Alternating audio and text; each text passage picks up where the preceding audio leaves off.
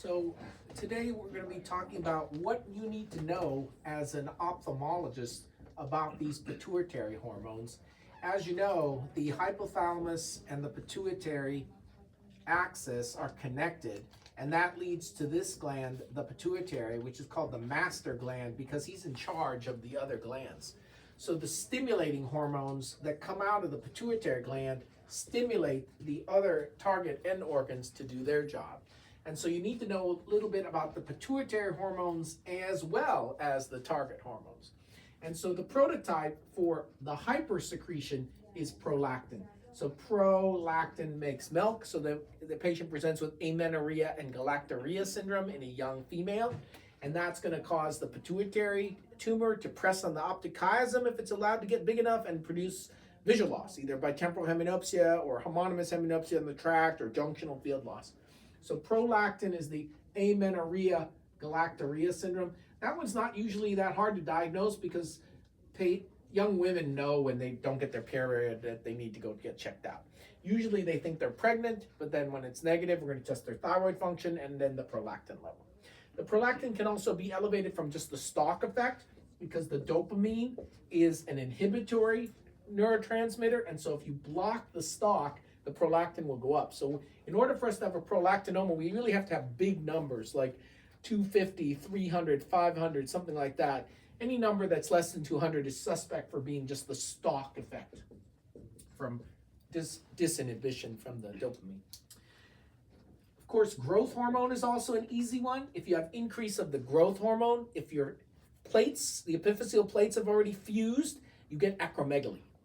If you're growing still, however, and the plate has not fused, you become a giant. So both gigantism and acromegaly are the growth hormone one. The TSH and the FSH omas are rare. However, you need to know that if you have everything high, TSH high, T3 high, T4 high, that's a secreting tumor. Or if FSH or LH are high, you'll have the estrogen or the testosterone being too much. And those are hypergonadotrophic hypergonadism. These are rare. And you've got the ACTH, that is the Cushing disease. And that is going to be stimulating the cortisol to go up. And then you've got diabetes insipidus and the inappropriate antidiuretic hormones. But these are the main players in terms of the hormones you need to know about in terms of ophthalmology. You can also have too low of everything, and that is central when it's too low. So it can be central hypothyroidism or central cortisol deficiency. And so when you have a presentation that's acute, like the Sheehan syndrome after pregnancy and apoplexy, you got to be worried that they might be panhypopit, and the hormone we really have to worry about is making sure their cortisol isn't too low.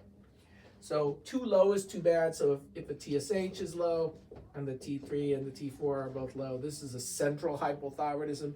Or if your FSH and LH are too low and your estrogen and testosterone are too low, that is a hypogonadotrophic hypogonadism.